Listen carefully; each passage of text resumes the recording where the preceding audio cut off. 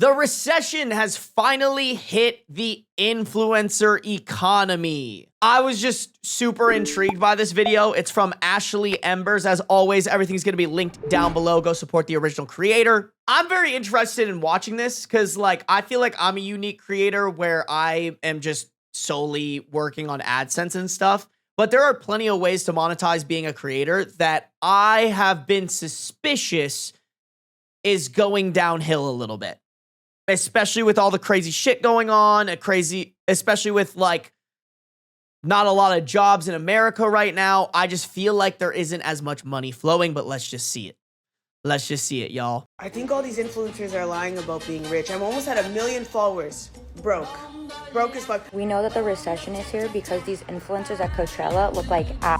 So a lot of these influencers. Wait, that is such a great recession indicator.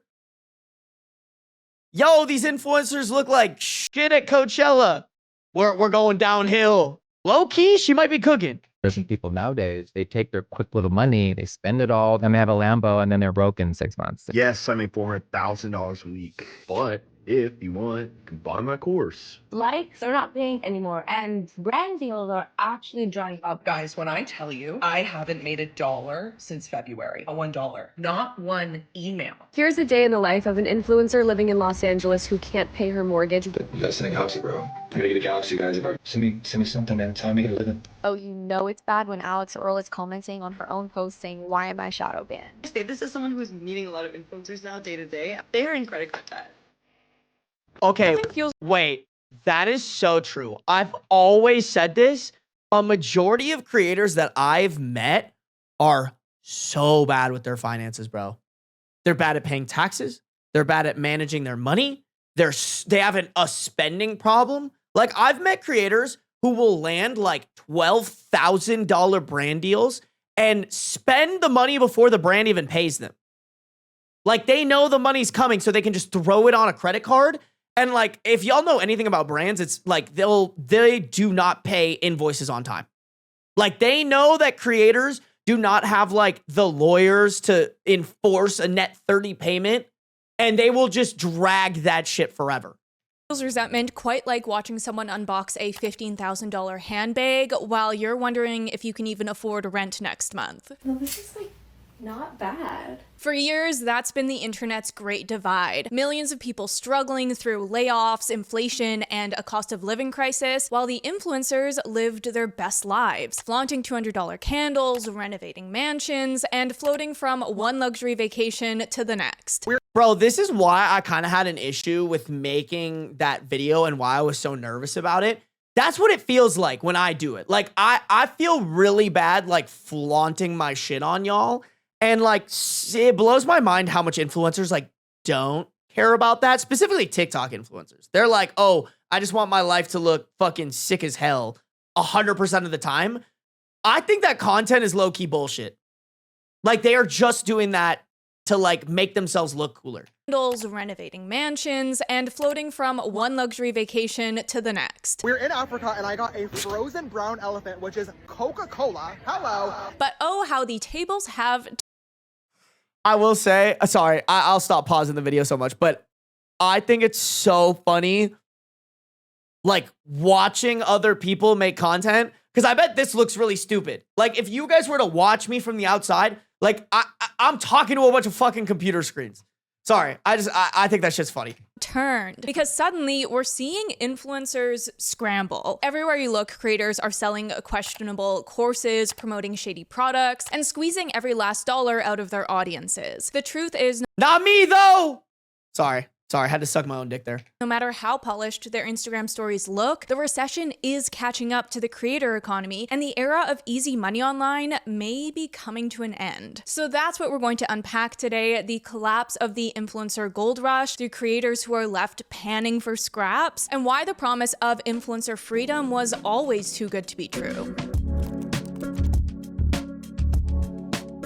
Okay, the spending spiral, Okay, let's so go. the first thing we need to address is the fact that a lot of influencers have been faking success the whole time. Because while some of them do make boatloads of money, as it turns out, many of them are just trying to fake it till they make it to that level of success. Why are influencers so broke? Why literally this week did I get like 6 calls from different creators that have so many followers being like, do you think I could do UGC? Like, why are you LARPing then? Like, why are you making it seem like you live this grand life? The moment that truly shattered the influencer facade, as we all remember, was back in 2020 when the story came out that influencers had been renting a fake private jet set, pretending that they were living their best lives 35,000 feet above ground, which is hilarious, but also is a tale as old as time in the influencer world. Ever since— Yeah, that is very common.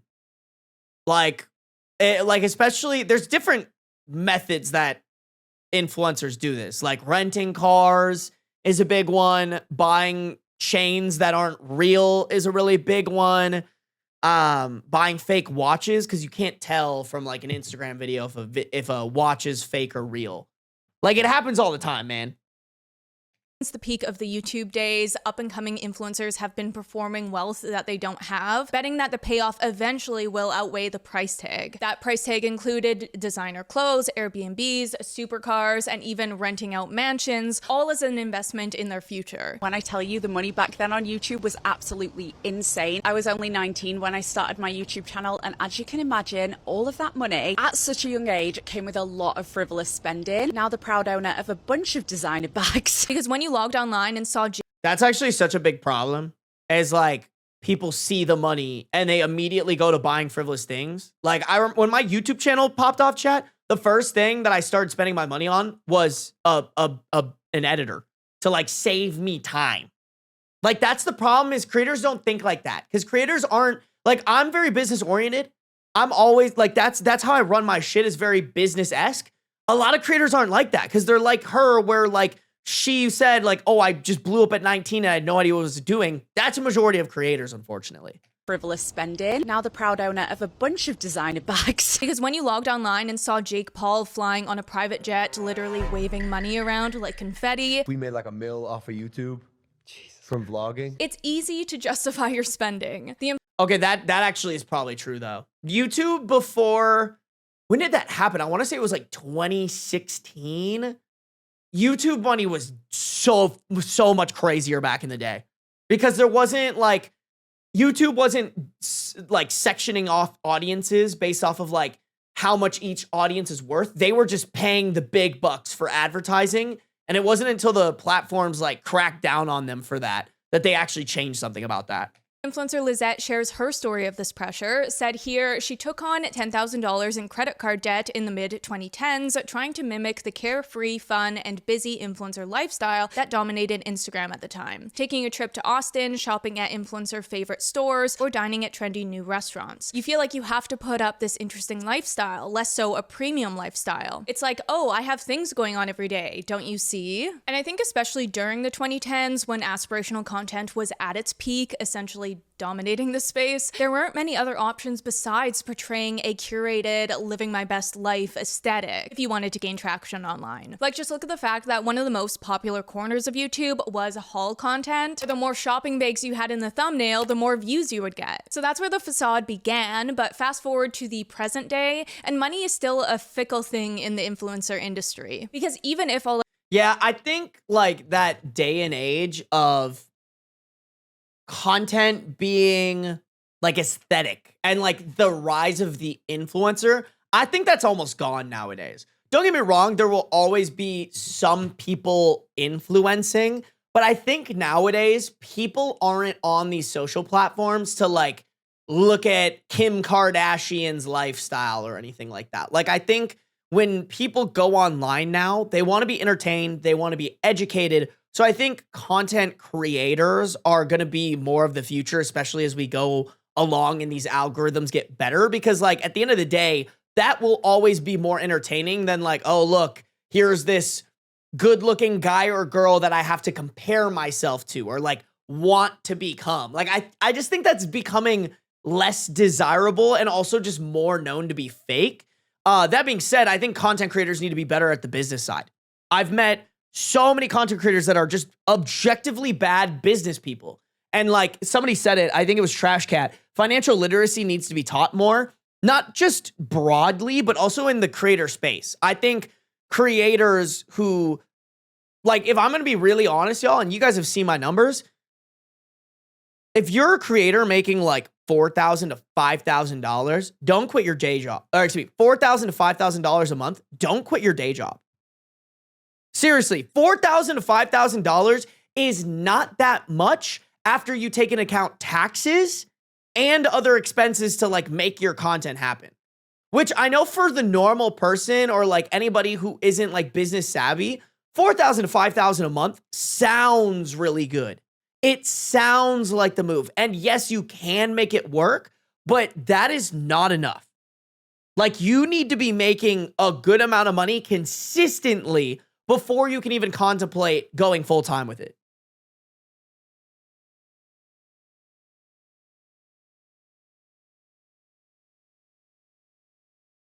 I will never understand copying someone's lifestyle. The odds of you making it is like them fixed with factors. You will never probably reach their status. I agree. They just feel so inauthentic. I agree with that, Kitten Mittens. 100%.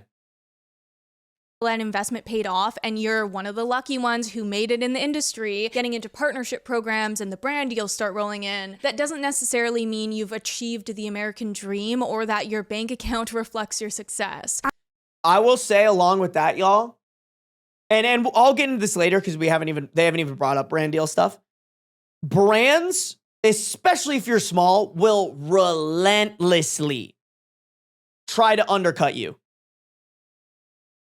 I recently got reached out for a brand deal. My price, I don't want to say my price actually out loud, but my agent quoted a price that to me was fair because I don't advertise to you guys. And I don't want to advertise anything to you guys unless I fuck with the product. I just saw their product and I kind of fucked with them. We advertised the price, or we put out a price. They undercut it by, hold on, let me do the math. Almost 5x. They counteroffered 5 times less than the amount that I said that I wanted to do it at. Because these brands are just so used to being able to take advantage of these creators. Also, Maria, are you here? Hi. Do you need anything from me? Oh, yeah. Chat, give me 2 seconds. Hold on. Sorry, guys. My assistant's here. I just needed to make sure she was all good to go to get work done. All right. I don't know if I completed my thought here, but let's just keep going. Really mean you've achieved the American dream or that your bank account reflects your success. I'm not the most financially responsible person in the world. I feel like the second I do a brand deal, I have the money, and I don't. And I spend it like I have it because I know it's coming. Because what did I say? What did I say? And that's the problem too, chat, is like people kind of glorify that process of like, oh, I don't have the money. I have no idea what I'm doing, but like, haha, hee hee, I'm just a girl. Which, don't get me wrong, I'm all for like a I'm just a girl joke here and there. But when it comes to putting yourself in a financially irresponsible place, we should not be normalizing that. I think that's dangerous because then that encourages somebody else to do the financially irresponsible thing. Usually comes next. That's right, lifestyle inflation. To maintain the illusion of success online, you spend more of what you're making, racking up views in the process by flaunting your new high-class lifestyle. Over the last Real quick, thank you guys for letting me just be able to sit behind my desk and not have to do this shit. Like, thank you guys for being okay with my broke-ass boy interior decorated room and being like, yeah, we'll watch your shit. Thank you guys. I really do appreciate y'all. All right. I am forever blessed that I don't have to fucking worry about that shit. There is no lifestyle inflation that needs to happen here because my lifestyle's like here. last few weeks, I've been really purging my house and especially my I am not okay with it. I demand a shelf. That's so fair, Shrek. That's so fair, bro. Class lifestyle. Over the last few weeks, I've been really purging my house and especially my closet and just getting rid of so much that I don't use anymore. And one thing I realized is I have purchased way too many designer bags that I literally never use. I feel like it's just one of those things where when you finally have the opportunity to purchase designer items, you just get really excited. And you don't really think about what you're buying, but because it has a designer label, it makes you excited and you purchase it. The problem. This might be controversial. I think designer items are so fucking stupid. even if you're making good money, I think it's the dumbest fucking thing you can spend money on. Like, and I think there's guy versions of that too. Like, I think, well, there are guy designer items as well. But like, I would say the same thing about like fancy cars and shit. Like, why are you spending money on that shit? It doesn't make any sense to me. Being that when the influencer money inevitably dries up, which usually does happen to some extent, you're stuck with the bills from the lifestyle you built at your peak. So you're either forced to go into debt, keeping up with appearances, or downgrade your lifestyle substantially with nothing to show for your success. This girl got on here and was talking about how influencers are going to be broke soon.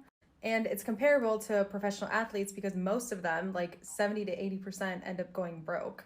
And the main reason is because they buy a bunch of stuff like houses, cars, whatever, for themselves, for their families. And then when it's time to pay and they're out of the league, like there's literally no money left. There's no better example of this than a few years ago when Jason Nash, who we all remember from David Dobrik's Vlog Squad, but he was the talk of the town because he was begging for money on TikTok Live, even though he should be set up for life. Bro, that was so crazy. That was a wild time, bro. Scrolling on TikTok and seeing Jason Nash begging people for TikTok donos. Given how much money he was making at his peak. Like $250,000, $300,000. Through what? Sponsors and stuff like sponsors. that? In a podcast. To be fair, that man has an ex-wife, a new wife, and like 2 kids that he looks like he's a good dad for. I'm just saying, like, that money can go by fast if you're living in LA, being a, you know, I'm just putting that out there. Not, I don't know. I don't know what the public opinion about Jason Nash is. From my understanding, it's not bad, but I don't know. Maybe people hate him because he still hangs out with David Dobrik or something like that. He was asked about this and why he doesn't just. The thing is, Sarby, we like you because you are legitimately a real person where these influencers come across as fake, and I myself don't find the least bit impressive. Yeah, I mean, here's the thing, guys. I think YouTube, especially streaming as well. Don't get me wrong, there are some streamers that are like lifestyle inflating a little bit, but I think it's more maintainable as a streamer because I think the audience connections between streamer and stream viewer are more sticky than like a TikToker. Like, to be honest, I think most of the people that she's talking about are TikTok people because the nature of TikTok is inauthentic as fuck. You guys come to my streams or watch my YouTube videos, and my average view durations are like 45 minutes. You guys hang out with me for a long time. On TikTok, they're getting 30-second videos, right? So, like, for me to be able to fake a lifestyle, that'd be so hard. That would be so hard for me to fake that lifestyle here. Whereas on a TikTok, like, if I went to a house and just pretended like, oh, yeah, like, I'm looking at this house. Like, you know, like, you could do that. You can almost, like, deceive or... I don't know if deceive is the right way to put it, but just like give people the wrong idea or like mislead. Yeah, I guess it is deceiving. Mislead them to think one thing when it's actually the other. That is more easily done on TikTok than like a fucking live stream where I'm sitting here and I just have to like be myself or else what are we at? Like fucking 3 hours and 40 minutes. Like I just can't be fake for 3 hours and 40 minutes. That would be impossible. Get a normal job, and he simply says that he can't. Sure. Would I be on TikTok Live if I wasn't in like a financial hole? Oh, sorry guys, I missed this. Hold on, let me see this. About this. $250,000, $300,000. Through what? Sponsors and stuff like that? In a podcast, he was asked about this and why he doesn't just get a normal job, and he simply says that he can't. Sure. Would I be on TikTok Live if I wasn't in like a financial hole? I don't know. Probably not. It is what it is. Since then, we've also seen Tara Lynn, an OF and TikTok creator who... Respectfully, why would you? Listen, I don't know how much he made off of TikTok Live, but I'm sure he made way more doing that based off of his current existing following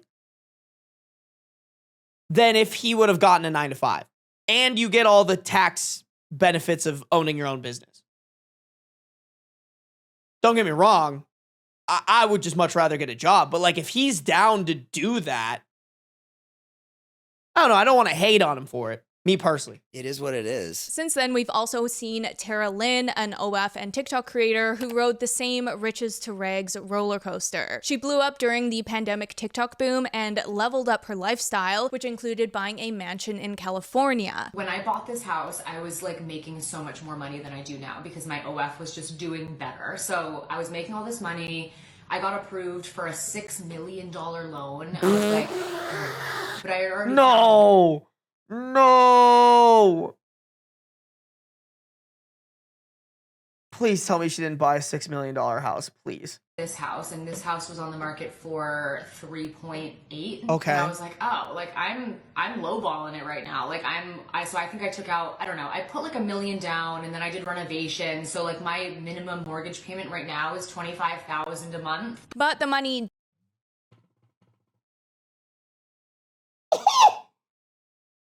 I mean, I know those OnlyFans girls get bread, but like $25,000 a month for 30 years, chat. Like, girl, if you're gonna put $1 million down, buy in $1 million house. And like, and I mean this in the most respectful way possible, by the way. Like, if you're an OnlyFans girl, I've always said this: get your bag, queen. Get your bag. That being said, that doesn't last forever, bro. If you're young and hot, like, yeah, the bread's gonna come in, but like, the turnover in terms of new OnlyFans creators, and like, respectfully, like, you're gonna get old and wrinkly eventually. Like, that's not something that can keep a 30-year mortgage going, bro. $25,000. Okay, I feel so much better. I stress. You guys have seen my numbers, so you know I could afford it. Like, I stress over like a $3,000 mortgage. I was literally having a conversation with my realtor about like, that stresses me out. I don't think I want that.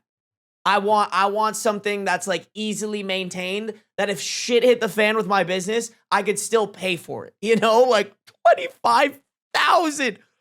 Sorry. Just having a little wow. Just wow.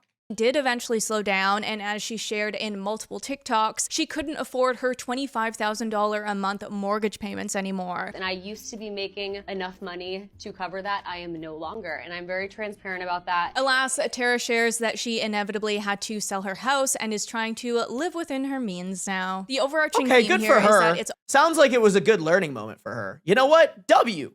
Took her, and maybe too. Maybe she isn't at, like, I'm lucky. I got Kathy in my corner. Like, shout out my mom. She gives me so many tips to like not end up like this. But wow, just wow, what a hole. It's all too common to have too much success with too. Invest and buy up. I agree with you, PB. Like, that's the move. You have to invest and buy up.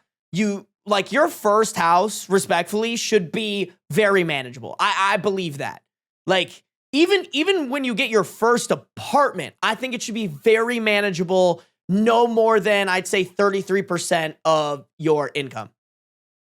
Like, why roll the dice, you know? To be making enough money to cover that, I am no longer, and I'm very transparent about that. Alas, Tara shares that she inevitably had to sell her house and is trying to live within her means now. The overarching theme here is that it's all too common to have too much success with too little financial literacy, which brings us to influencer giftings. Pretty much every scroll session, you're bound to stumble upon a hashtag gifted post where a creator shares how a brand hooked them up with some free product that they didn't expect and are so grateful for. The problem with this is that it's not just a present from your aunt. It's a business transaction dressed up in gift language, even if there's no contract signed. Meaning that gift is compensation, and so the market value of whatever you received is still taxable income. And so to the unfortunate surprise. Huh? Holy shit, I didn't know that.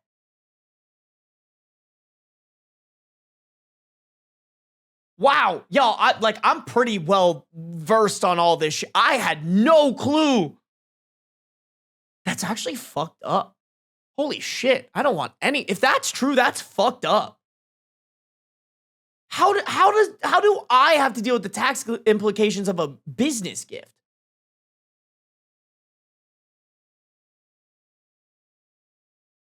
Wow.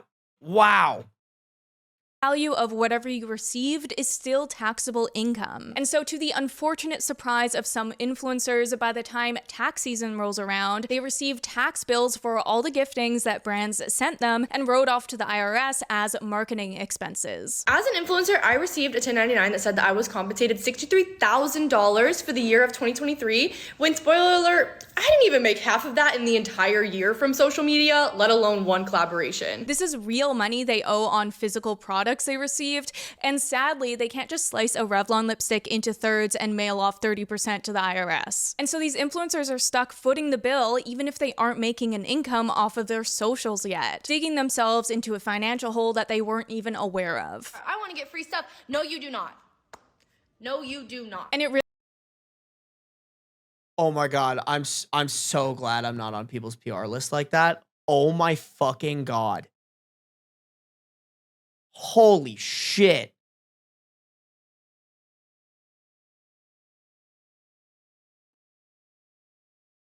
Ain't no way. That is, to me, that should be illegal, by the way.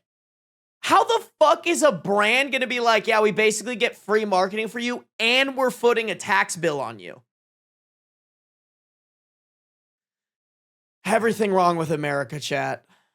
even aware of. I want to get free stuff. No, you do not. No, you do not. And it really is tragic because with basic financial literacy, these creators would understand how taxes work, as well as the importance of setting money aside in savings for a rainy day. Somewhere in the fine print of that PR, which I obviously didn't read, it states that you get taxed, and I had turned in a W-9 to them, but I didn't know what a W-9 was, so I didn't. Okay, that makes me feel better because if I was working with a brand for PR and they went, hey, bro, you need to send us a W-9, that would have raised flags with me. Okay, I feel a little bit better. I was feeling really dumb there, but I'm feeling a little better. Dude.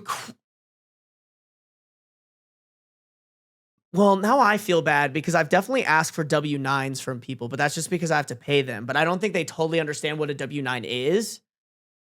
Okay, I'm going to start explaining it to people whenever I ask them for it because, like, like, that's crazy. Like, if you're going to be doing contract work, you need to know what a W-9 is.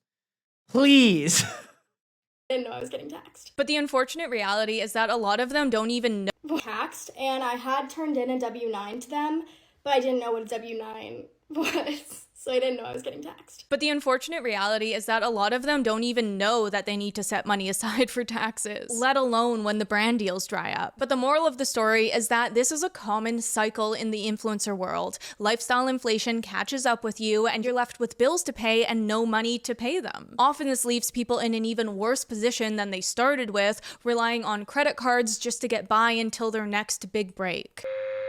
Speaking of financial literacy, a stat that surprised me was that about 82% of Americans don't have a high-yield savings account. Sorry guys, we're gonna skip the Chime sponsorship. $50 bonus.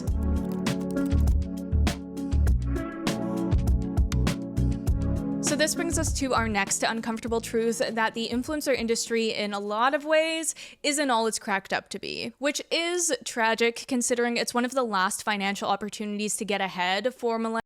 Who submits a tax document without knowing what it is? Okay, to be fair, Love Akami, I don't think even the normal person knows what their tax documents they're actually doing, like, is actually doing for them. Like, I know I didn't when I was submitting, like, my W-2s, W-4s, and stuff like that. Like, I don't think a lot of people do understand that. That being said, I think there isn't an excuse if you're a business owner. If you're a business owner, you have to or you're like freelancing or something like that, you have to take the time to at least do some research on what tax documents you're using and why you're submitting them. Like if someone asked me for a W-9, that goes off in my brain as, oh, they're going to give me a 1099 for something. What is that 1099 for? I asked them that. In this case, they would tell me, hey, your PR packages are taxed. I would be like, fuck no, don't send them to me. I don't want to get taxed on something that I'm not actually getting any money for.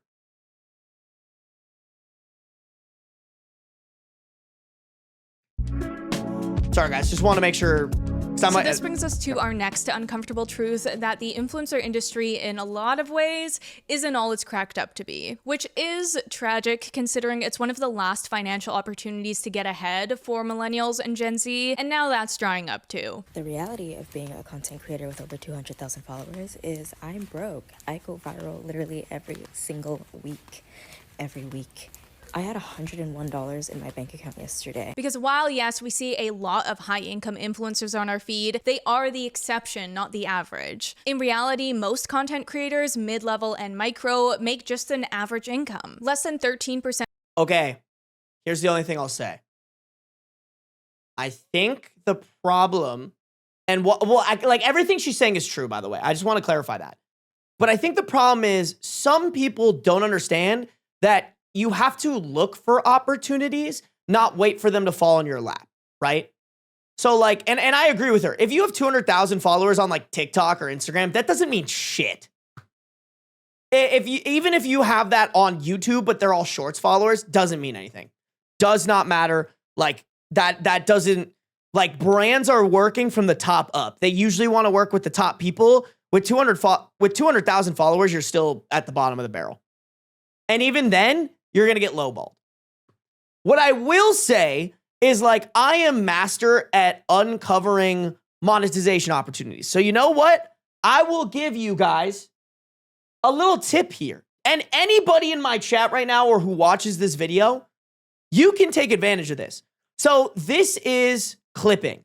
Clipping is something that's been very popular as of recently because of streaming, where people, the base idea of it is that people will pay other people to take moments from their streams, post it on TikTok with the chance that it goes viral, and then they get paid for that.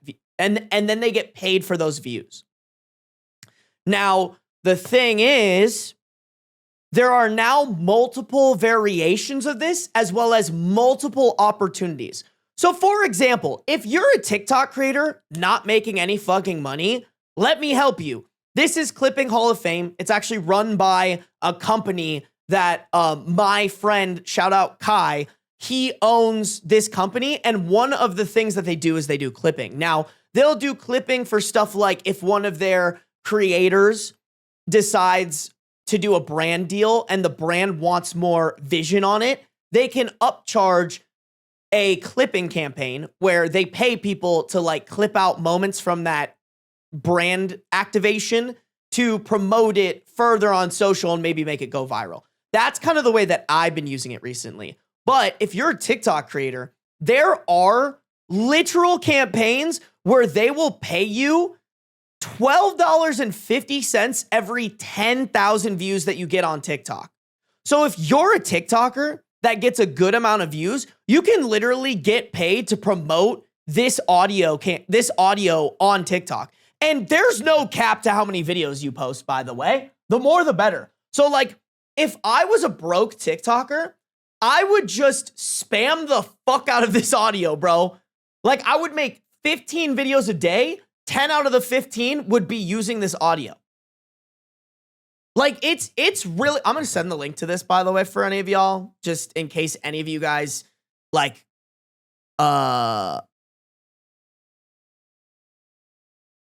okay, I don't think there's actually an error there. Just in case any of y'all are on TikTok and you're looking to make money, like this is legitimately a great way to do that. You can just put the audio behind like content that you'd make anyways and make money off of it. I honestly, if I wasn't lazy, I should try this on my own personal TikTok on my Reading Reddit ones, but like I don't need to. So like I don't want to. So it's just stuff like that where like, while it is hard and hasn't been easy to monetize in a long time, there are ways. And these creators aren't business savvy. They're not looking for these opportunities. Like if I'm a creator, I'm hitting up a big or small, I'm hitting up record labels to build personal connections with them to promote their music. It's been known that one of the best ways that you can, one of the best ways that you can make your songs go viral is to have a strong TikTok strategy. I would literally set up an email to reach out to any record label that I can find. buy LinkedIn Premium and DM people on LinkedIn asking them if you can make them content on their with audios that they're trying to promote and give them a really good deal. Like, I just really think, while yes, these influencers don't have the money coming in like they used to, there's still opportunities, and like, you got to figure it out. If you want to become a creator, you can't just sit there and be like, where are my opportunities? Why aren't they falling from the sky on my lap? I got you, PB. I got you. Genuinely, anybody, I would like, bro, it would be so, if I wasn't doing this full time, it would be so easy for me to make money from these clipping campaigns.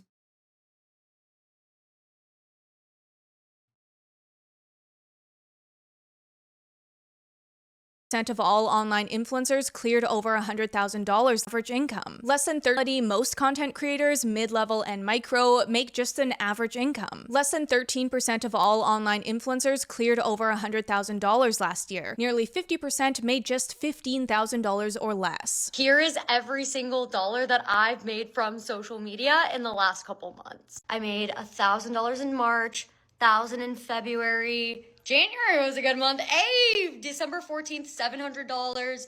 November, $700 and $600. Brantley is a perfect example of this as a full-time creator for 3 years with more than 400,000 followers and averaging 100,000 views per video. His income last year was less than the median annual pay for full-time US workers in 2023, $58,000. Okay, to be fair though, this is what you sign up for when you work, exclusively focus on TikTok. TikTok only pays well, from my understanding, for content that covers TV shows, automotive content, educational content. There's one more. I cannot remember for the life of me what it is. But those ones, even then, they have to be high quality. Like, they have a specific payment structure called like specialized rewards for those. Other than that, if you make any other type of content, you can be expected to pay close to nothing. Like, this is why I'm such a big advocate for YouTube. Figuring out a long-form YouTube strategy is because this is what you're going to have to deal with. If you want to be just a TikToker, that's fine. But you're either going to have to heavily rely on brands or get paid shit by TikTok. Which is very eye-opening, considering that the common assumption is that if you have a big following, you have a big income to match. But as it turns out, the less talked about side of the influencer industry is that most creators are in fact not rolling in it. If anything, the influencer industry is just another subset of our late-stage capitalist society, reflecting the same wage gap we see in the broader economy. A small percentage at the top capturing the majority of the wealth, while everyone else fights over scraps. De-influencing you from wanting to become an influencer, let's cover my income that I made in September, okay, and October. So ads, I made $2,242.43, not that bad. TikTok Creator Fund was $136.12. Links, I made $82.94, which surprised me because I really don't post a ton of links, but Another little tidbit for the gal influencers out there, y'all should be doing like to know it.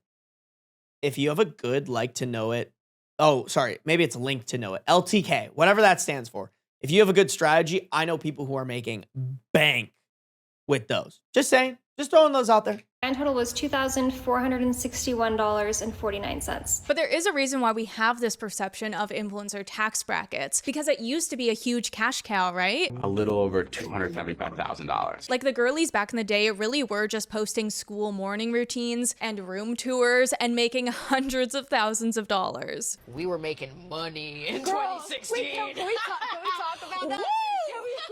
The views. Yeah, like I mentioned, YouTube AdSense in 2016 was fucking crazy, bro.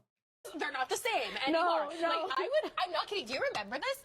We were like some of the only people posting a lot. Like, there was like not that many people. So, you know, I'm not kidding. I would be like number 2 trending for a video called like. Link doesn't work. I might not be able to send it out. I did get that little error. Hold on. Let me see if I can get that for you guys.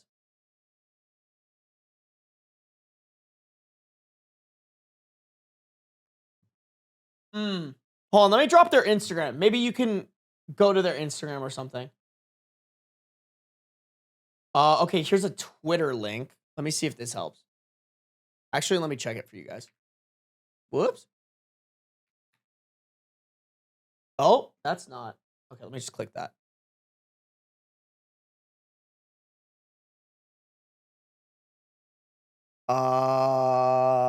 Maybe it's this?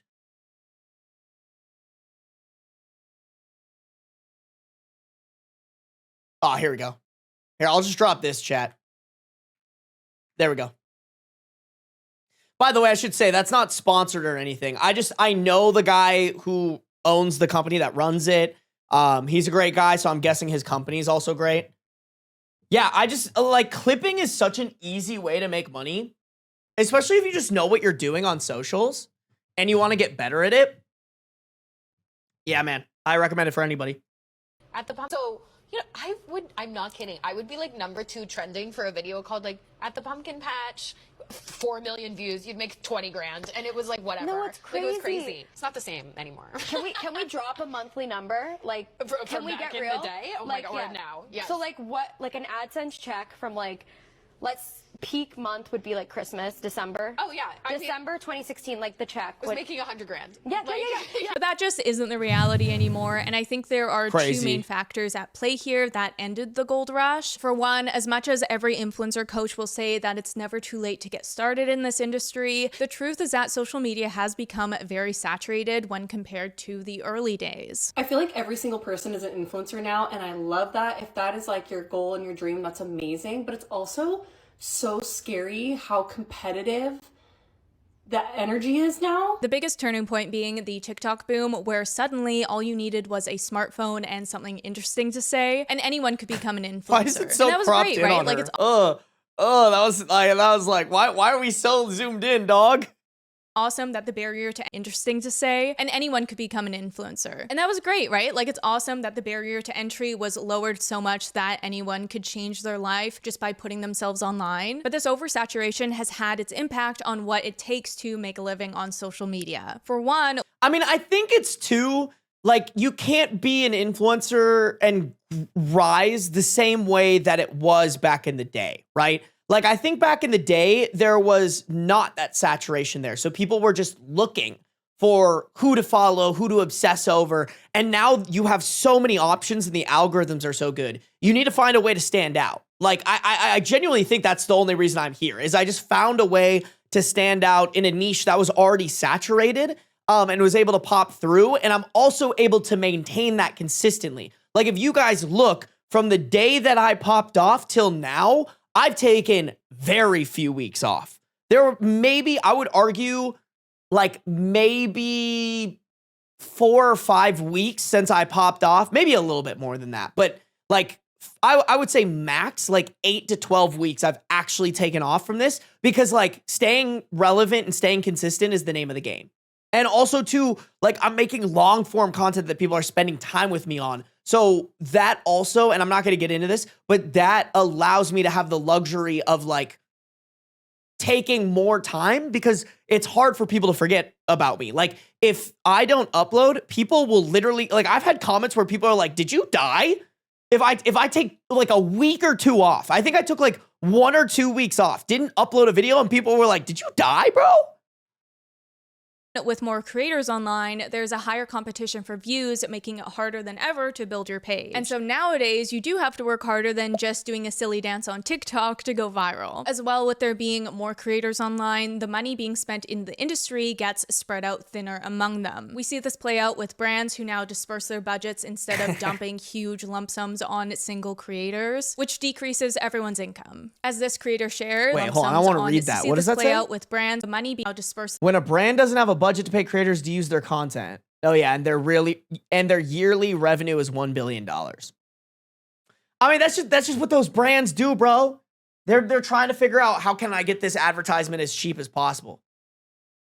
In the industry gets spread out thinner among them. We see this play out with brands who now disperse their budgets instead of dumping huge lump sums on single creators, which decreases everyone's income. As this creator shares, I noticed the pay was downtrending in 2022. There are people already at, I can't pay my rent, I've got to crowdfund my rent. I jumped out before it got that bad. The ROI on creators overall shifted. Brands and marketing budgets have shifted. A lot of those things changed. Honestly, there are too many creators. Add to that these sponsors sponsorship problem. Most influencers rely on sponsorships for their livelihood because platform partnership programs simply don't pay What is that? Like 70%? Brand deals, ad share, started own brand, affiliate links, courses, no income, tips, and other. Whoo! Yeah, y'all, I'm not gonna lie. Like, I'm very lucky and in a unique situation where I can only rely on my AdSense, my ad revenue. That being said, I think if you have a dedicated enough audience, and granted, this is all coming from my ass, like I genuinely don't know this for reals, but my thought has always been if I wanted to start a Patreon, that would actually be extremely profitable for me, because I've just always assumed like I have a great connection with my audience that if I told them like, hey, if you're interested in supporting me because I need to fund myself better and I give you something that actually is worth you paying $5, $10, $15 a month for, like I can give that to you. Like, I don't know. I think Patreon's very good for at least long form creators. I don't think it works for like TikTokers or something like that. Rely on sponsorships for their livelihood because platform partnership By the way, Monica, thank you for hopping over to the stream. Glad my Spotify algorithm is algorithming. And Chicken, brands are just generally trying to fuck the little guy over. I agree with that. Because it's not about, hey, we should pay this creator what's fair or what makes sense for them. It's like, how do I tell my superiors I got the most bang for our buck? problem. Most influencers rely on sponsorships for their livelihood because platform partnership programs simply don't pay very well. But that means influencers are only as wealthy as their audience because brands expect sales. And the thing is, audiences are struggling these days. Some of these influencers are so out of touch. It's insane. I was just on Instagram scrolling through a holiday gift guide from this one influencer. 3 things. She had a $700 YSL clutch. Who is gifting that? She had a pair of socks for $125, and she had a mini hairbrush for $140. What are we in this economy? And this economy. This is, of course, because of the recession. Bro, that is very out of touch. $125 for the socks. I kind of want to see what those socks were. I've never in my life, I don't think, seen $125 socks.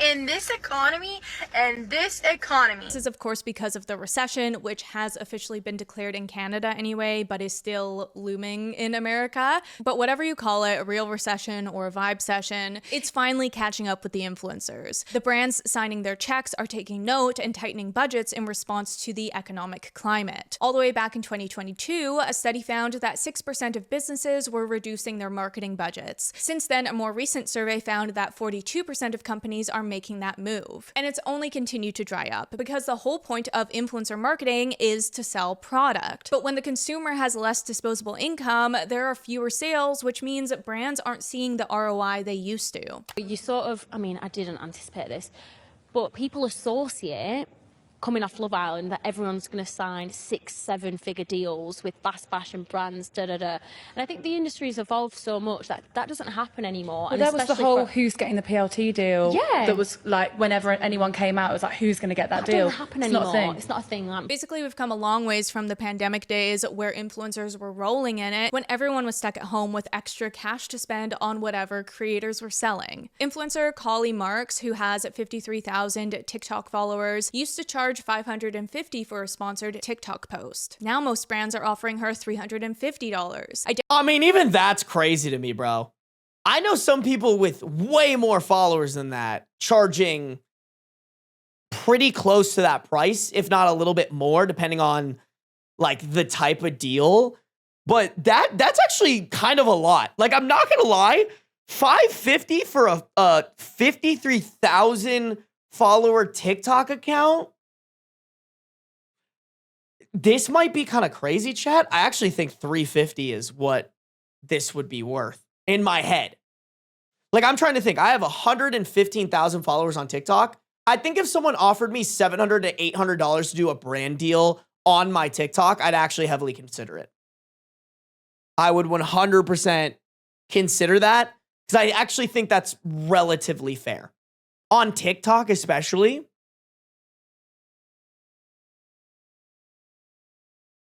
I don't know. $50 for a sponsored TikTok post. Now most brands are offering her $350. I definitely still have a lot coming through my inbox, but I think a lot of brands aren't willing to pay the same amount they used to. The low proposition is a stark difference from last summer, when Mark said brands would offer her about $1,200 for a post. It's harder for me to say no to these collaborations because with everyone talking about this recession coming, I'm just gonna take what I can get and put that money into savings. This is kind of a niche. That devalues you though. I mean, I get it. Bro's got to pay his bills. I get that, but I don't know. That's just hard. That's just hard because I'm a firm believer that when other people take those deals, it gives those brands like a, oh, okay, like we can do this to other people, you know? Hey, see you fall, Raven. Rant. So I'm just going to take what I can get and put that money into savings. This is kind of a niche rant, so let me just tell you what's going on with me right now because I think it's crazy. So I've been posting on here since 2020. I was able to actually over time, like after like a year or two, make a living off here, like getting the odd brand deal here and that's not crazy money. Definitely not crazy. Then last year when I became a mom, I hit 1 million followers and my dad bought me a cake. November, I signed with management. Okay, so it's June. I no longer have that management. Guys, when I tell you, I haven't made $1 since February. Not $1.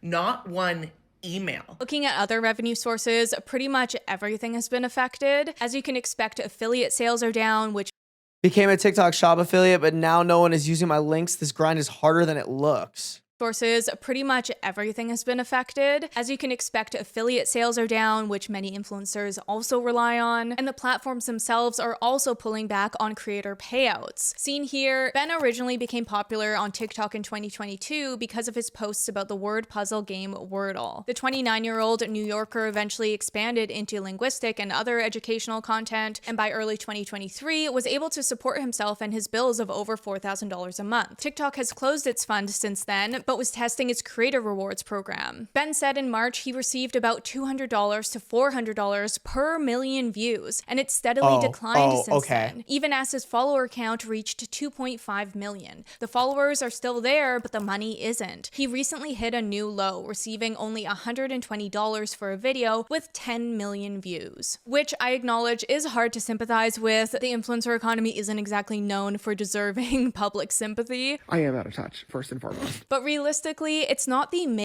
What a great clip. What a great clip to use. I think it's hard because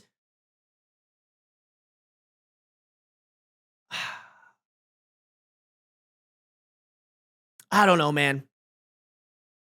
I think if you are reliant on your money coming from a brand, you are always going to be in a bad position because at the end of the day, like, they could decide to pull back. And I'm saying that as somebody who relies on YouTube and Spotify, where, like, don't get me wrong, they could definitely dial that back, but I've gotten to a point where, like, if they dialed it back, like, I would be able to move and shift and maybe, like, you know, work. How do I put this? Transition to other methods that I'd be able to, like, support myself. I feel like like with the girl that was like, oh, I got 1 million followers and signed to management and just expected the brand deals to come into my lap. Like, to me, that's not a creator. Like, to me, that's not a business owner. Like, you're just expecting somebody else to go out and get you money. Like, of course you're not going to get money. To me, I'm like, I think she would be better suited. Her better business plan is to start making content around products that she uses with her kids and then has affiliate links set up. Like, I think that's better because that's completely on her.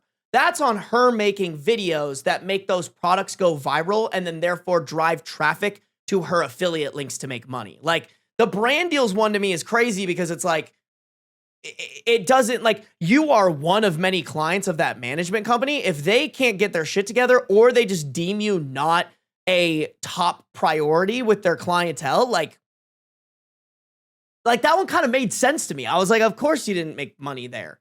you know, unless you have somebody dedicated reaching out to brands, like you're kind of in a pickle. Serving public sympathy. I am out of touch, first and foremost. But realistically, it's not the mega rich influencers flaunting their wealth who are struggling here. It's the middle class influencers getting a hard reality check, unable to rely on their income anymore. When I first joined the TikTok Creator Fund at the tail end of 2024, all of a sudden, I was making money that it completely shocked me. There were months when I would make from TikTok alone. The highest was $2,400 in a month, okay? But like 1,000, 2,000, 2,400. And that happened pretty much up until the TikTok ban in January of 2025. But it just plummeted. By the time I took my break, the last few months, before that, I was maybe making $100 a month. And I do think that's sad because these are just everyday people trying to turn something they love into a way to support themselves.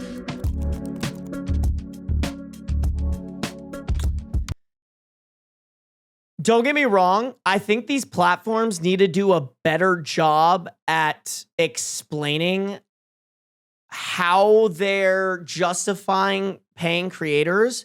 But like, to me, I always knew that the TikTok creator rewards program wasn't forever. And that's part of the reason why I wanted, like, y'all, I don't know if you know this, but I used to be like an Instagram and TikTok creator. Instagram had an incredible bonus program back in 2021. At the end of 2021, I got invited to a bonus program where I got paid $8,500 for 9 million views on my videos. That is insane. There was no way they were making their money back on that. They were purely paying me for like info data for themselves, as well as to incentivize me to keep making content on their platform, right? Like that's what recently happened with Facebook as well. Facebook was overpaying people, trying to get them to go from Instagram to Facebook or TikTok to Facebook. And now, like as of probably 2 months ago, Facebook doesn't pay shit anymore. Because that's what they do. That's how these platforms work. Is they bait and switch you. The platforms that haven't. This is why I'm such an advocate. This is why I'm such an advocate for YouTube.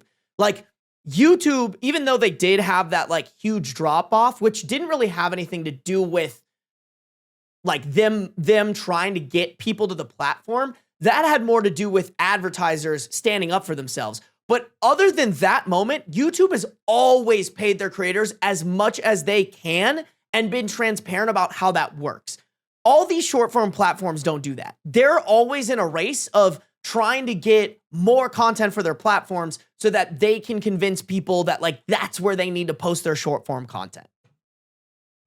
Hey, what's up, Wacky Sensei? Yeah, the social media version of a pump and dump is such a great way to put it, Chicken Sandwich. It really is kind of a pump and dump.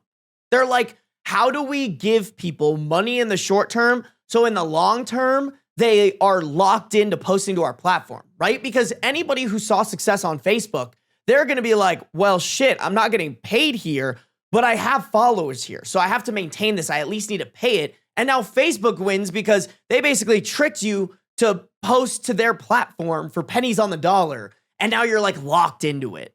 That's how it works. And like, if any creator needs to hear this, like that's how it's going to work forever on any short form platform. Moving on, the dream of— Last thing I'll say, sorry. I think a good principle is long form content helps you build consistent revenue you can rely on. Short form content is supplementary revenue. I don't think you should ever rely on short form revenue paying your bills in the long term. I don't even think you should necessarily with long form content in the super long term, but it's definitely better. It is what, like, there's a world where YouTube and Spotify stop showing my YouTube videos to people, and then I'm going to be in a pickle. But like, I can reliably I feel like I can rely on that much more than a short form platform, not only showing my videos, but paying me enough to pay my bills.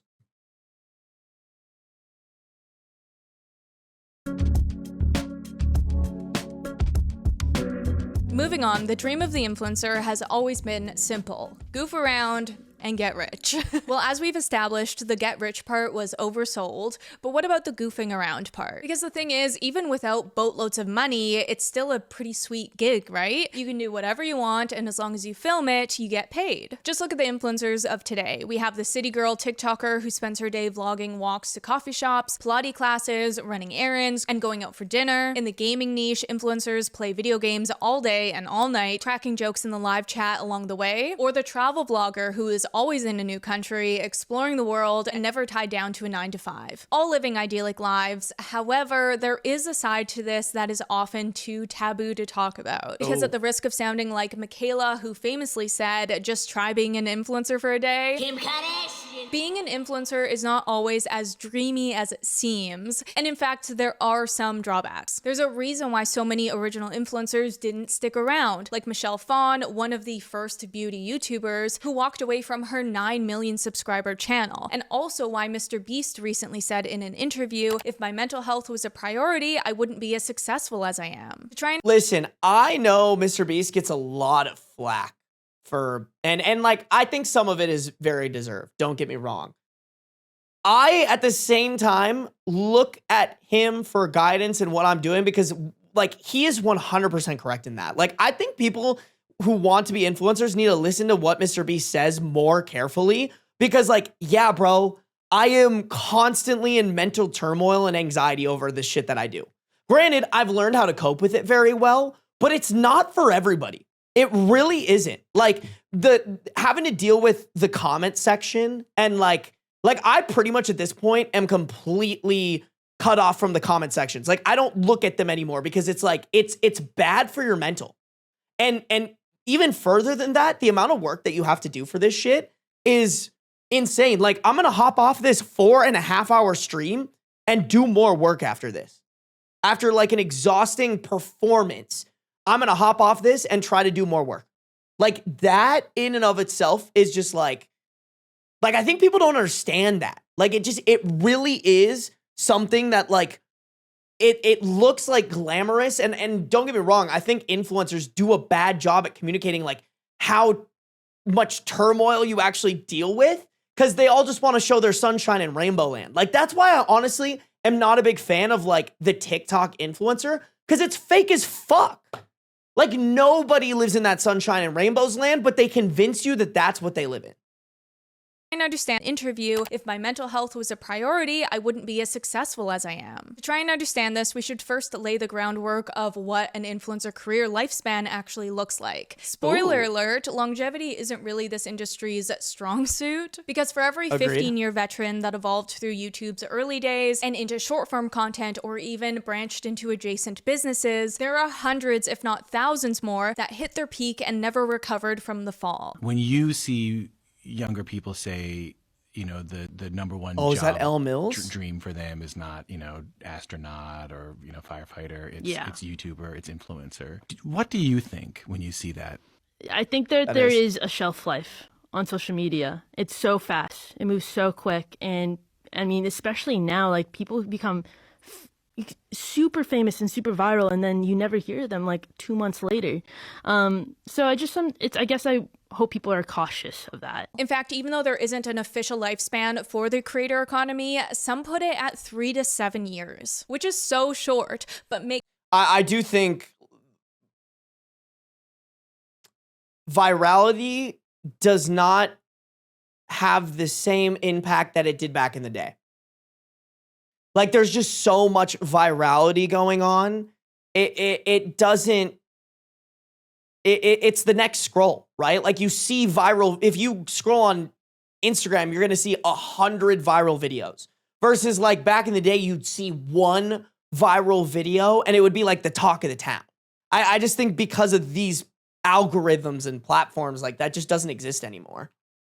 Creator economy, some put it at 3 to 7 years, which is so short, but makes sense when you look at all the forces moving people through the industry. The reality of this job is that a lot of it is out of your control and the rules are constantly changing, which eventually weeds people out. Why have all these YouTubers that were big in 2014, 15, 16, why have they now like walked away from their channels? Partly because my audience have all grown up, or the audience I had back then, they've all got older. I presume a lot of the ones that started watching me when they were 14, 15. They're all now in their 20s. They've got their own stuff going on, and the stuff that I knew how to make back then is not what they want to consume now as content. Compared to back in the early days of influencing, when you could rely on building a loyal community that would, for the most part, keep up with your content, that's just not how the algorithm works anymore. In the modern day of influencing, followers and subscribers have become vanity metrics that don't play into how much exposure you actually get. Because the algorithm doesn't just choose what new viewers get offered your content, it also decides whether your current followers should see it. My own followers have been telling me for months, maybe even a year at this point, that they never ever see my content. They have to manually look me up, and even at that, sometimes they'll see that they're not following me, even though they are. As this influencer shares, I've got as many followers as Instagram decides I've got that day. I don't have 4 million followers. I probably got an average of 20,000 followers. This was a hot topic last year on multiple platforms. Well, I mean, everything's on like the For You page now. Like, it's not chronological. It's not, you know, like just because you follow somebody doesn't mean you're going to actually see them. Like, you have to interact. Like, there are friends of mine that they post consistently and I never see them because, like, now everything's so algorithm based. Instagram just wants you to get transitioned to their Reels section. You know, they want you to click into one and then keep scrolling through your Reels. Like, that's what keeps you on their platform and makes them ad dollars. So yeah, it's just a natural transition there. Platforms. We average of 20,000 followers. This was a hot topic last year on multiple platforms. We had beauty influencer Jaclyn Hill complaining in her mention that people don't watch her out of touch content anymore, which was a bad example, as many pointed out. She probably doesn't get views because she isn't relatable to her audience. But she did have a point, as many Instagrammers will say they never reach their full audience in their stories, let alone posts. I am like fighting. I feel like I am like trying to run through mud to connect with my followers at this point. And this is because the algorithm prioritizes highly engaging content over basically anything else. It cares about keeping as many eyes on the site as possible, not about the individual creator, which makes creating content that much harder when every post is an uphill battle, not building on top of itself, rather fighting for attention on every post, which, as you can expect, can be exhausting. Try being an influencer for a day. Try it. Because compared to a normal job where you can build a reputation, a client base, and a trusted formula that works, creating content can feel like you're perpetually starting from scratch over and over again, hence the burnout. This is me quitting being a full-time content creator. Hi, I'm Rachel. I've been a full-time travel content creator for years and traveling full-time for the last 8 years. For context, I've loved filming videos since before YouTube even existed. I went to film school and I know I'll always create videos, but turning it into my full-time main job in the past few years has absolutely changed the experience for me. At first, of course, it felt like freedom. I became my own boss, but over time, I got tired. I got tired of needing everything to perform. I got tired of tying my safety to algorithms that I don't control, and of course, relying on an income that spikes one month and then disappears the next. But mainly, I got tired of feeling like I always had to be visible to stay relevant. Shared here, behind the scenes, creators say they need to constantly produce compelling posts or risk losing momentum. They spend their days planning, filming, and editing posts while also working to make inroads with advertisers and interacting with fans. It's a lot more work than people realize. This was also a big conversation in the YouTube world last summer, where a bunch of big creators complained that their views got cut nearly in half, all on the same day. I remember following. Dude, it happened again this year too. Like, listen, I'm fine. I'm doing good, but like, I would be doing so much better if they didn't make that view cut.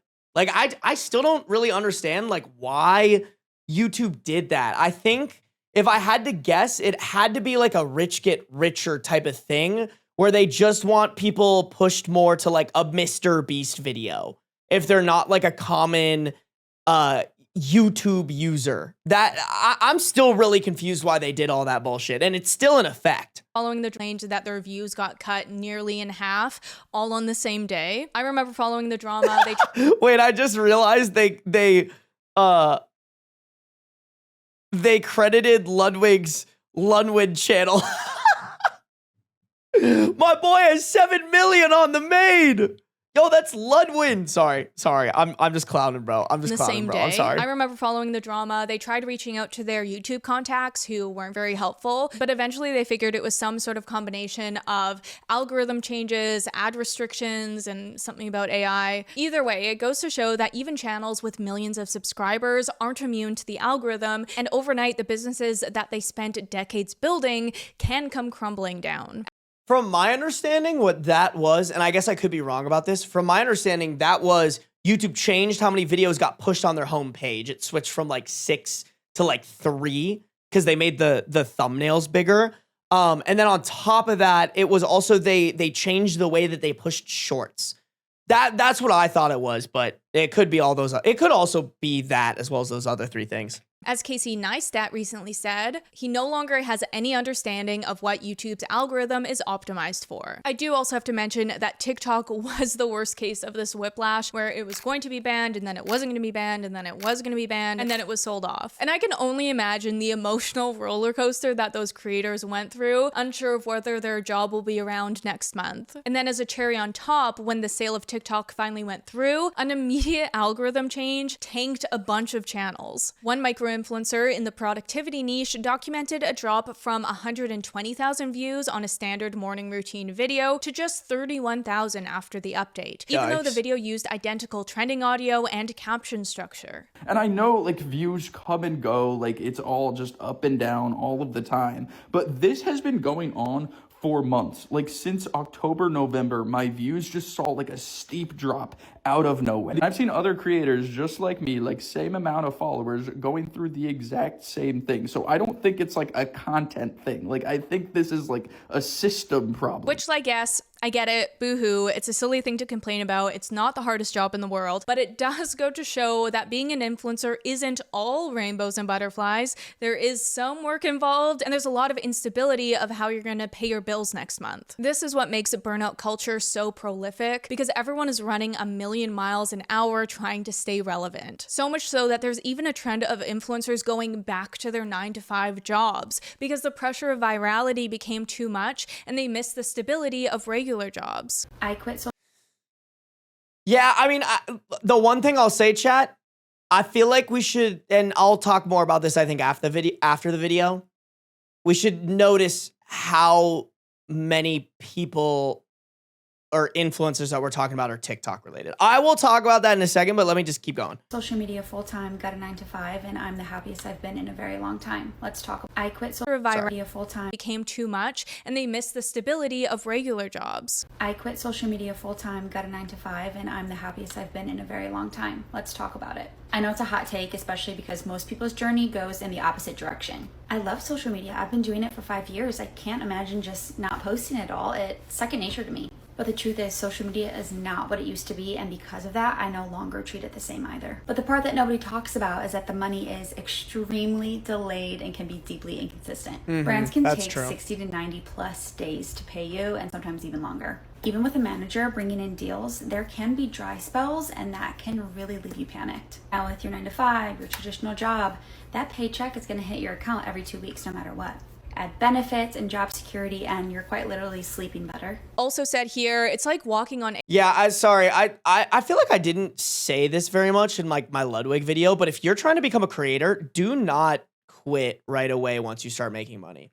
Like, I think working a job and doing creator stuff at the same time is one of the best scenarios they can be in, because that gives you freedom to do whatever you want. Like, if you're making money and then you're like, you know what, I don't actually enjoy what I'm doing, I'm gonna swap it. Like, still having a job and doing that gives you that freedom to do that. I think, like, if I always think about this, have you ever met somebody who like has a remote work from home job, but they're working like maybe 3 hours out of their, 8-hour shift? Like, that's a perfect, that's like my most ideal job if I was trying to become a creator. Get a work from home job where you're not necessarily working all the time. You just have to be by your computer and work on your shit while you're waiting for that work to come in. Benefits and job security, and you're quite literally sleeping better. Also said here, it's like walking on eggshells and never knowing when the blanket is going to be slipped up from underneath your feet, and you're going to be left with nothing. which is something that I definitely can relate to. Like, while I do think this is the best job, I mean, the basis of my work is deep diving into topics that interest me, and then I get to share with other people who are interested in it, which is really cool. But that's not to say that it doesn't come with some level of stress and insecurity. So while I'm fully enjoying this, I also have to be realistic that my job probably won't look like this forever. And while I'll adapt to the best I can, it's just such an unpredictable industry. So I just feel best taking it day by day and enjoying it as long as I can. To wrap this chapter up, I think we see this big rotation through influencers, partially because people have an inaccurate perception of the job. And then when they make it in and they see that it's not what they expected, it would make sense that many of them would either decide it's not for them or they just don't care to stick it out. Hey, really quick, Campbell, thank you for the $5 dono. I will check out your fan art in the Discord later tonight. Thank you for doing that. People say it's easy are so far out of their minds, try it for a day. Okay, final thoughts. So as much fun as it is to see the influencer space crash and burn, I do still think it's sad because as it is— Wait, actually, really quick, before she gets in her final thoughts, here's my kind of final thoughts after watching the video, and then I'll chime in. I think everything she's saying is super valid and makes sense. I think all of this has a lot of nuance to it. Like, I think my situation's very different than like anybody we've seen in this video, because like the thing about my content, and this is something I recommend for anybody wanting to get into content, I can do the exact same thing over and over and over again. And I found that it works, right? And granted, don't get me wrong, the algorithms could fuck me. To be honest, they have. Like, with what she was talking about, the YouTube change, like, that kind of fucked me. Like, don't get me wrong, I'm still fine. I'm still doing good. But if those numbers had continued to this year would be, like, even more different than it currently is.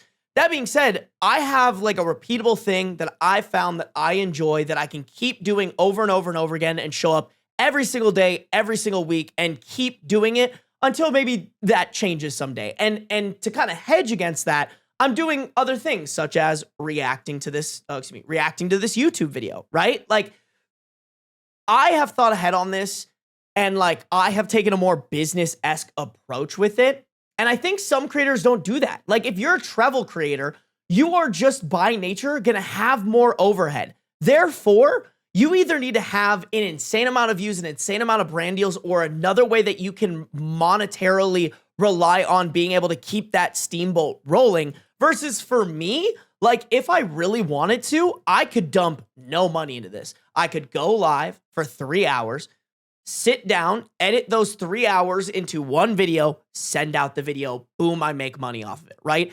If anything, I've just overcomplicated. Like, I wanted to hire in people so that this is the only thing I can focus on, and I can focus on maybe doing other things like reacting to videos, right?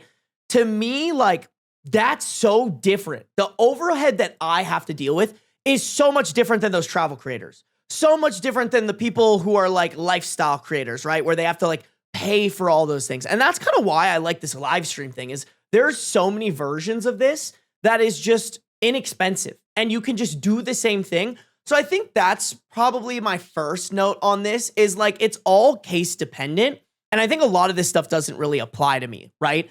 I think the other part to this that I want to bring up is the platform you focus on will make or break the success. I truly believe that. And also your strategy that you're going to depend on. Like, I had no clue that the ad revenue was going to be as good as it was, but I knew that it was going to be good enough based off the length of the videos to where I could get to a point where it makes sense for me to like hire out editors, or even if I was just doing it myself, I could keep a consistency that I'm happy with that either supplements my bills or completely pays them. Like, I think a lot of creators don't think about that. They're just like, oh, glamorous travel influencer, I want to do that. It's like, that's hard. Becoming a travel influencer on TikTok is so much harder than what I'm doing. And this is hard. I think that's something to think about. Like, for any creators watching this who maybe want to take it full time, I would say don't rush it and really think about your strategy. I think relying on brands is one of the most dog shit things that you can do. Not that there isn't money there, but that's just not, I personally do not want to be reliant on somebody who at all times is just thinking, how the fuck can I undercut this person that doesn't have as much leverage as me? To me, it makes sense to, where's that graph actually? Let me pull it up. That graph that she showed, showing like the brand deal numbers. Was it here? It was like somewhere around here, bro.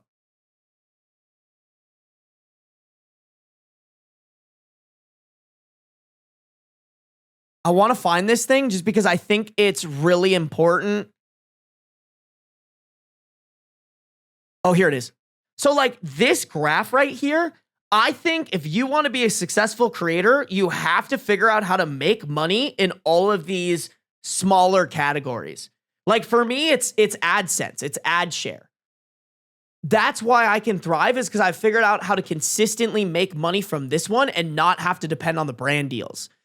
I think affiliate links is a good one as well. You know, affiliate links are a great way to make money off of being an influencer, quote unquote, telling people like, hey, if you need a dress, buy this dress. It's actually, I think, to be honest, y'all, the only like affiliate content that I watch is this guy who tries out advertisements that he sees, orders the product, and then lets you know if you should buy that product. I think that's so smart, and that's so important in this day and age where people are just willing to shill the most shitty TikTok shop products that they've ever seen in their entire lives, and they don't care because they make money off of it. I think there's a huge opportunity for people who are willing to try the product and give their actual feedback on it and only link the products that they think are actually worth buying. Like, I think that's a way that you could like be successful with affiliate links. You know, people just don't want to take that extra time to like find a way to make the money here, here, here, here, here, here, and here. They just want to tap into the brand deal. They just want to work with the brands who low-key could give a shit whether they lived or died. Like, that's how I look at brands, unfortunately. Sorry if you're a brand looking to sponsor me. I'm sure my agent would hate to hear me say this. Like, if you're a brand, you don't care about me. You just care about using me for my platform. Me personally, I don't want to rely on that income. I don't think anybody should. I think that's a terrible way, unless you're a big creator with leverage and you can say no to any brand deal because you got them coming in left and right. I don't think you should be relying on that shit. I think courses are okay if you actually have something important to teach. What I will say is I think expensive courses are fucking stupid. Just open up like a school program and charge like $5 to $10 a month. I think Patreon is good. I actually don't recommend starting your own brand, low-key. I think that's dumb. Yeah, I think that's where I would recommend and try to push creators. And I also think like if you're trying to become a creator, don't even fuck around with TikTok. Me personally, I think it's a gigantic waste of time. Don't even fuck around with TikTok. Don't even fuck around with Instagram. If you want to become a full-time creator, your number one priority is YouTube and Spotify. That's it. Why is Twitch so dead? Because I'm reacting to a story. That's there. Or excuse me, reacting to a video. Low-key, YouTube been holding down the fort. Shout out YouTube. Y'all are goated. Hanging around. I thought it'd be the other way around. Maybe I give YouTube too much flack, bro. Oh, right, I forgot all about the TikTok ban since I'm not American. Yeah. That was just such bullshit. I think that was just marketing, me personally. Okay, let's watch her final thoughts. Are so far out of their minds, try it for a day. Okay, final thoughts. So as much fun as it is to see the influencer space crash and burn, I do still think it's sad because it hits the middle-class influencers the most. And these are the people often doing it part-time to help supplement their income or pay off debt or just get ahead a little bit. Like I said, it's not the big creators getting affected by this. They're still gonna buy their luxury products and get their big brand deals, and everyone else deals with the pay cuts. With that, I do still think social media is a great job and there is money to be made. There's just not as much money in it as there used to be. I also think it's a really good opportunity for people doing it part-time because when you're not relying on it to pay your bills, there's a lot of pressure taken off. But it was true. I agree with that. I think anybody who's trying to do social media, you should have at least a part-time job supplementing it.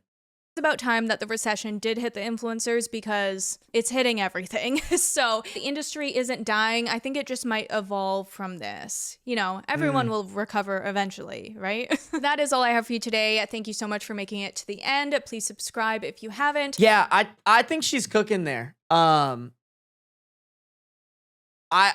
think if anything, this is like everything, right? When something happens, there just has to be a pivot.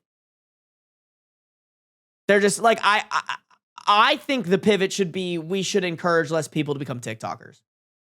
I think there needs to be more discussion in the creator space about how fucking toxic Meta is, how fucking toxic TikTok is. Those short form platforms, they bank on you being like, oh, well, it's fine that they don't pay me and they make billions off of our content because they give me an opportunity. Like, I think we as creators, and I know you guys in my chat are not creators, but I think creators should be more mad. They should be more mad that Instagram has been dragging their feet for 4 years, 5 years almost at this point, to figure out a monetization program that makes sense. For TikTok, not only having a really bad monetization program, but then not giving creators support when they're having issues with their monetization program or with their platform in general. I think people just need to be more annoyed, but I also think A, that's a small number of people, and B, those platforms have the leverage. They're just, the creators don't have the leverage in those instances. Do you think Instagram/Facebook is better to use instead of TikTok? I put them all on the same level. I think Instagram, Facebook, and TikTok are all equally shitty. They could care less if you lived or died as long as your content is on their platform that they can make ad dollars off of. They do not care.